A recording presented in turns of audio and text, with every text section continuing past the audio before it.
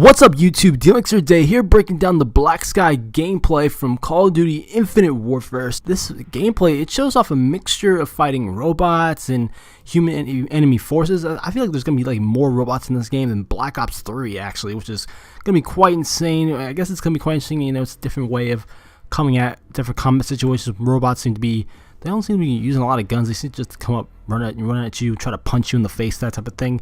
But it seems like they're easy to take out nonetheless, you know, just typical Call of Duty AI, you know, they're not too hard to deal with unless there's like swarms of them just coming at you from all different directions. So Infinite Warfare also seems to have that ghost atmosphere, like you can really tell that it was made by Infinity Ward. The next thing I want to talk about in this gameplay is the grenade that the player is using throughout this mission. It seems like it's like a contact grenade. It doesn't seem like a frag grenade. It explodes way too quickly to be a frag grenade. I feel like it's one of those contact grenades that was, I believe, introduced into Advanced Warfare or something like that. Then there's this interesting shotgun that gets picked up by the player. When you aim down sight, it locks on to the enemy target, showing where all the pellets are going to go. And when you hit fire, it acts as a regular shotgun. Makes you wonder if this shotgun's going to be in multiplayer. It might be a bit overpowered, but you never know. It might actually work out. The next thing I want to talk about is the drone acting as explosives or as a flash grenade. I can't really tell, but when it explodes, it does let off a huge burst of light. So I'm guessing it acts more as a flash grenade than an actual explosive. And get ready, ladies and gentlemen. Yep, thruster packs are back. Player in this gameplay hasn't been using thruster packs throughout the mission, but you bet there's going to be some thruster pack gameplay in Infinite Warfare's campaign and multiplayer. So get ready for it. It's back. It's here to stay. Maybe they won't do it for the next Call of Duty game, but as of right now, we're still going to have advanced movements in Infinite Warfare. And I want to give a quick shout out to the highly detailed facial animations in Infinite Warfare. You can tell they're really taking advantage of the next gen hardware, seeing that this Call of Duty game is only on Xbox One, PS4, and PC.